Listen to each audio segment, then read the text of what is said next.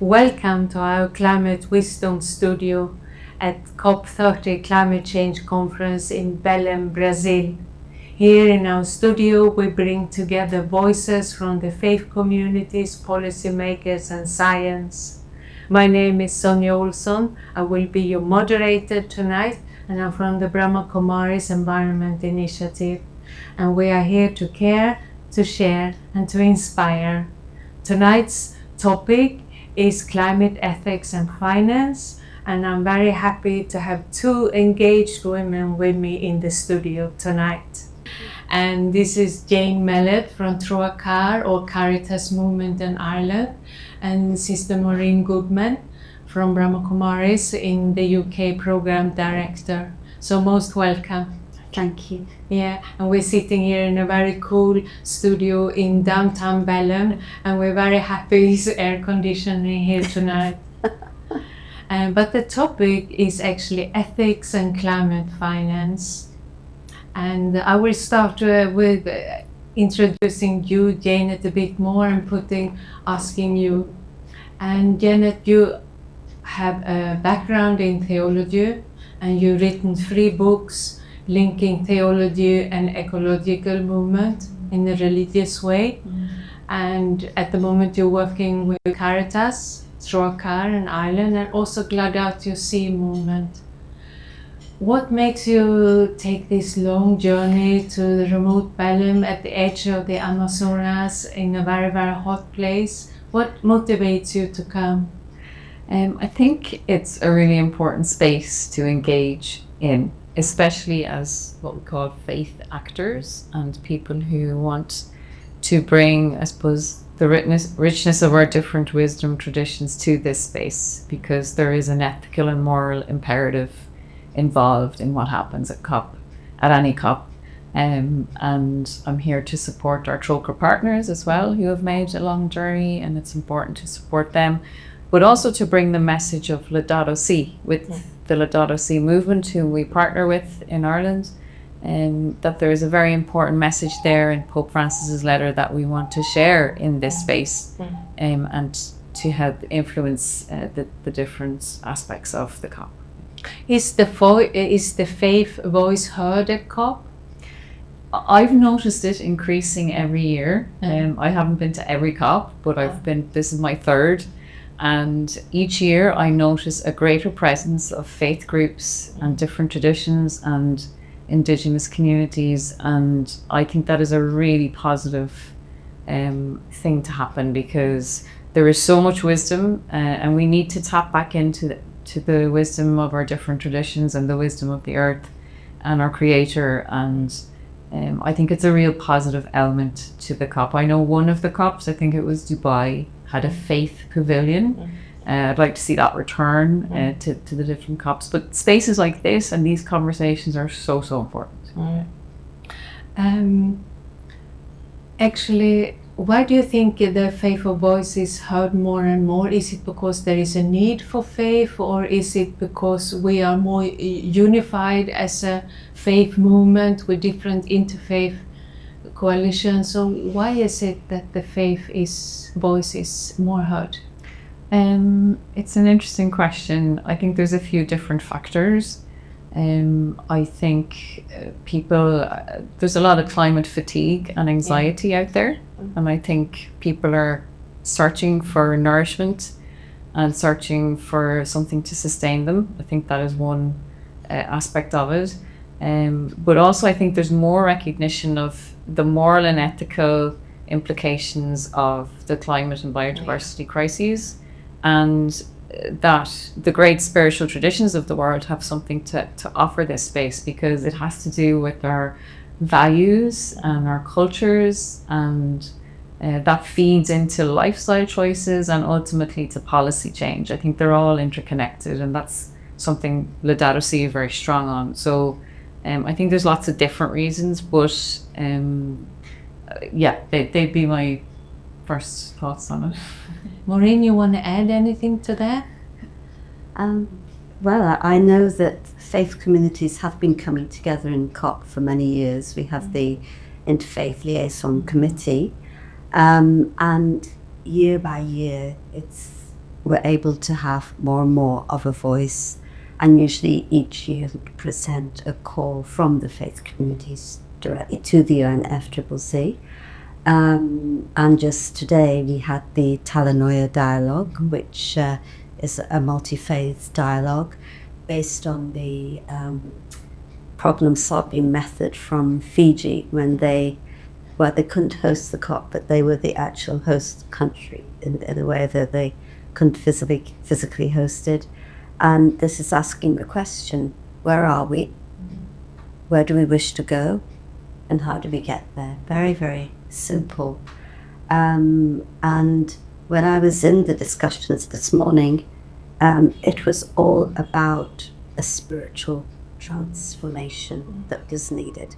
And I think that that's ultimately it. And I think that, as you said, faith communities, in all of our teachings, is an understanding of how to care for the earth, how to care for nature, how to live with regard and respect for our environment. And these are the values that we've gone really far away from.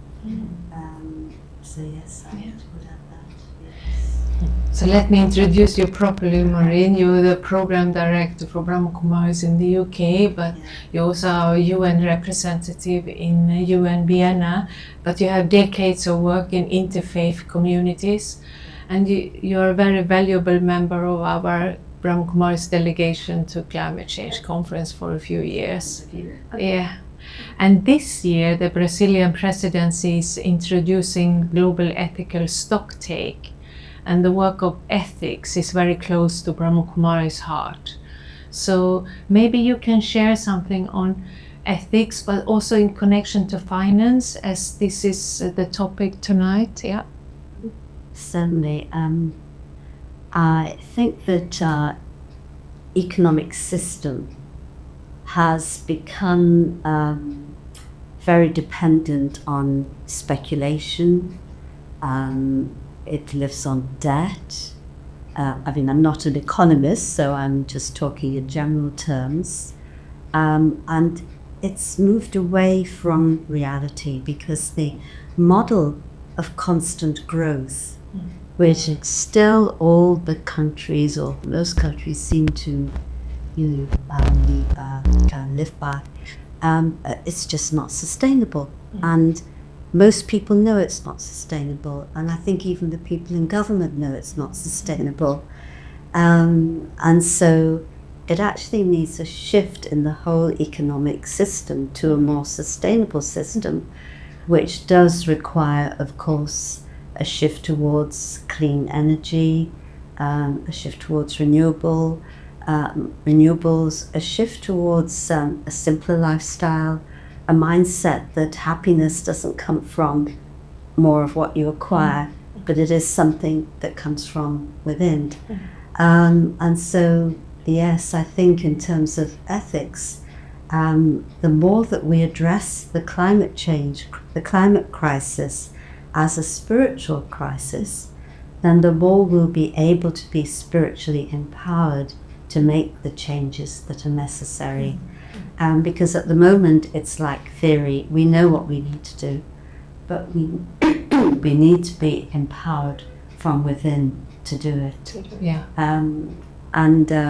I just like to quote from the Environment Minister, De Silva, and she had, when I was in one of the Global Ethical Stocktake conversations, she met everyone. She quoted from St. Augustine, and St. Augustine had said to God, I want to convert, but a little later. And she said, well, we say we want to do for the environment, but a little later. She said, the environment can't wait. No. So it is a moral imperative. Yeah. So thanks for sharing that, Maureen, about the values and the lifestyle, etc. And I imagine it's very close to Laudato Si document. And you, Jane, you've been working with this Laudato Si document for 10 years, and you shared with me the work you do with the churches on Ireland, etc. Can you share with us what's the essence of the ecological and theological part of Laudato Si document? Yeah, so I'm very lucky to spend a lot of my time with Troicaire and sharing the wisdom of Laodicea with parish communities around Ireland. And I found over the last number of years the richness of Laodicea is endless. You can always find something new and nourishing within it. What I suppose that for me, at the heart of Laodicea, is the point that, you know, God is first and foremost our creator of all things, not just us human beings, but the entire planet. And that might sound like an obvious statement, but it has implications and responsibilities. And one of the first things we're told to do in the Old Testament, and Pope Francis talks about this in Laodicea, is to till and to keep the garden of the Lord. It's one of the first commandments, but we never hear it shared maybe in that way. So I think that's first at the heart of the document, is the fact that God is the creator of all things. And I think we really need to unpack that and reflect more on what that actually means for all of us. The second thing I would say, and this is why I think it made such news when it was released, and it was released just a few months before the Paris Agreement, so it was quite politically timed. But it presented the climate and biodiversity crises as an ethical crisis and a moral imperative. That element started to come into the conversations, not just at COP, but in other spaces as well. And it describes that the heart of the environmental crisis is a deep spiritual crisis. And therefore, the solutions must begin with our interiority. And a few years after Laodicea was published, there's a famous quote from Pope Francis where he says, the antidote to the ecological crisis is contemplation. And he unpacks that further, you know, that journey between head, heart and hands, and thought, feeling and action. So I think it's a really important element of the document, and there's such a wealth, especially in chapter 2, unpacking the deep ecological spirituality that especially Christians need to recover, but it's for all people as well. And I think the third thing I'd say about the ecological and theological essence is the phrase integral ecology, which, you know, we could spend weeks talking about, but I think to sum it up is the interconnectedness of all things, and therefore the solutions need to be interconnected. So it's economics, but it's also our theologies, our philosophies, our spiritualities, our interiority, you know, how we build our economic systems, how we live in solidarity with one another. There's so many different elements to responding to this crisis, and he's really clear about that regardless of where you find yourself in this movement, we need everybody's gifts and talents. Not everybody is comfortable at a climate protest, but you know, you find where your space is within it, and you act from there. But we need everybody to discern what that means for them and where they find themselves within it. So there'd be three takeaways from Laodicea. Thank you. I remember when Laodicea came out just before the Paris Agreement, and suddenly in this conference, suddenly the faith communities were very popular because everyone wanted a representative from a faith in their panel. And it didn't matter if you were Brahma Kumaris or Catholic or this or that or the other. Just because of Laodicea document came out, suddenly we were very popular and invited to all sorts of events. Great. Such an impact. Huge. Very big impact. Huge impact. Yeah. And I remember the former director of the World Council of Churches, he said at that time, now the politicians are speaking the language of us religious people. So what language are we going to speak now? But talking about religious documents and principles and everything, and that is also caring for the unprivileged and marginalized communities. And this is why climate justice is a big topic also in this conference. So, Maureen, we talk about the resilient mindset to empower unprivileged communities. You want to touch on this topic? I think we need to be a little careful with this in a way. because it's fine to say that people who have less need to be resilient, but actually the people who have more need to learn how to share. And then, but we all need to be resilient in terms of the climate crisis, because you know, hurricanes may be in this part of the world today, but they're going to come to my part of the world or wherever I am tomorrow. And I think people are beginning to realize that wherever you are, you're not going to be able to escape. And I think this is, you know, coming back to what you're saying about the creator and the creation. And I was thinking about this when we had the dialogue this morning of faith communities, that how really is it possible for us to think that we own the earth, the land, or the sky, or the, you know, or the sea, or the oceans? It's God's creation, and we are all part of that. And I think this is where we move from we've moved from the indigenous worldview of where we are all connected to that dominant worldview, which is the worldview where we can dominate, we can exploit, etc. And you know, that dominant worldview or that way of working has come to its end now, I think. And so if we want to empower people to have a more resilient mindset, I think first of all, people need to know that we all feel we are together in this crisis, and that we are supporting one another. And then, yes, in our own reflection, to find the spiritual strength within to be able to make the changes in our lifestyle wherever we live that is going to enable us to you know, live in a better way that will preserve and sustain our environment. But we need the spiritual strength to do that.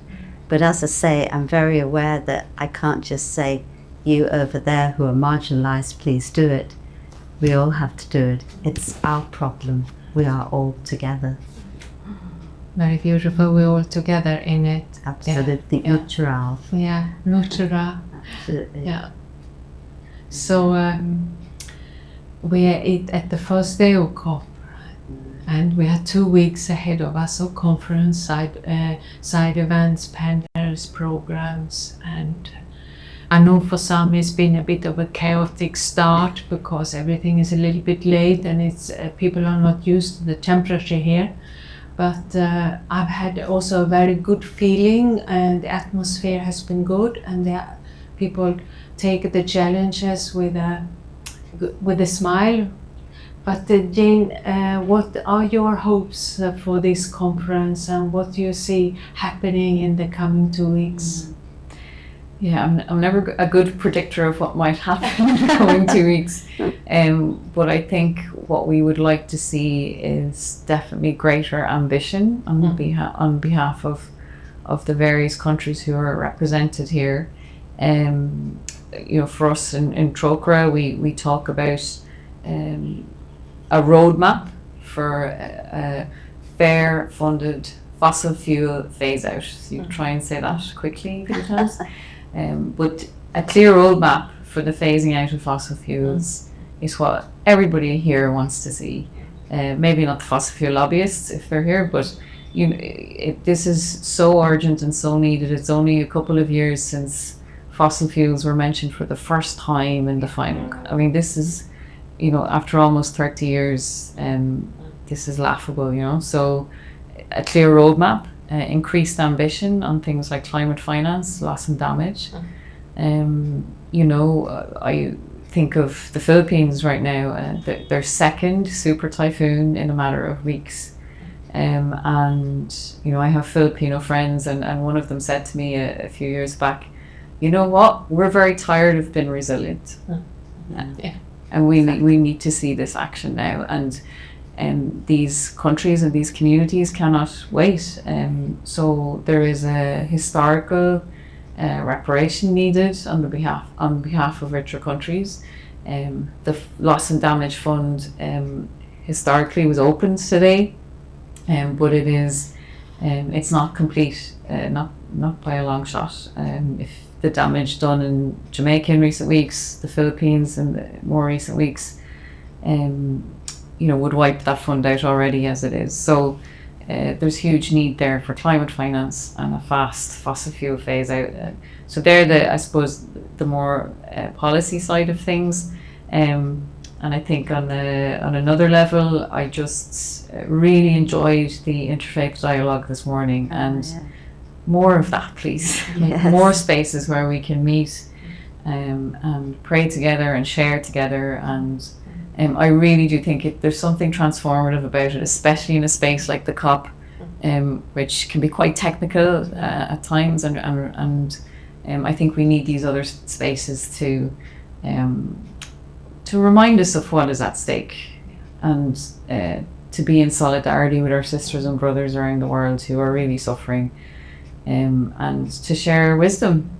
So there might be a long list of hopes, but It's good. Yeah. It's our ambition. It's our ambition. Yeah. And I'm happy to share we have many faith actors coming to our Climate Wisdom Studio the coming 2 weeks. Yeah. From the Swedish Church, from the Green Faith, from the Integral Movement, Research Movement. So that's good. Fantastic. So it leads us towards the end, but maybe we can share our good wishes for the conference together. Yeah. We can ask Maureen to guide a short meditation to recalibrate our compass, ethical compass. Send good wishes to the conference. Yes. And I think, just as you say, the spaces like this morning, I don't think we can underestimate the power of the atmosphere and vibration that something like that brings. And I agree, more of it for sure. So let us all together move into that internal space of our inner world.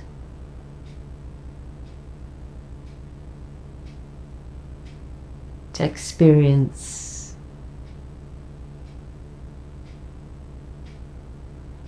the deep love that we have inside for the whole of humanity, for every living creature, and for the planet itself.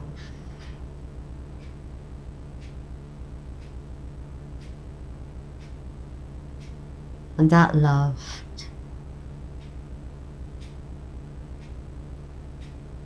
is a spiritual love, a divine love,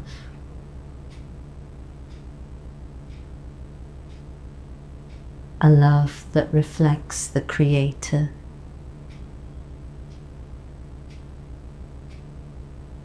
and the preciousness of creation.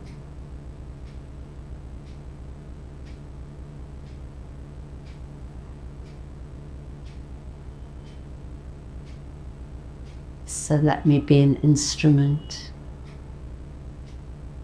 for that divine love to reach our world,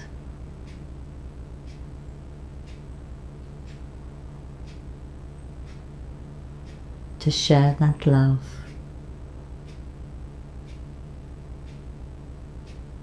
with every living being.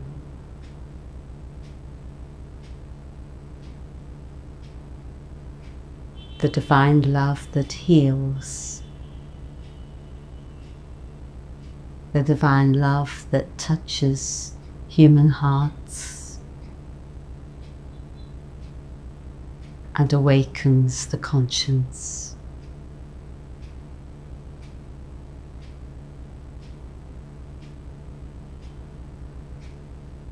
A love from within, expressed in our lives, is a great transformative power.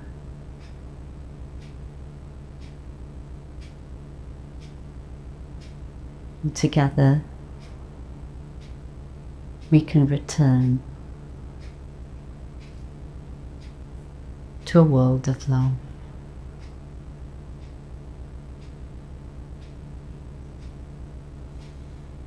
Thank you. Thank you, Maureen. And thank you to both of you. Thank you for a meaningful conversation.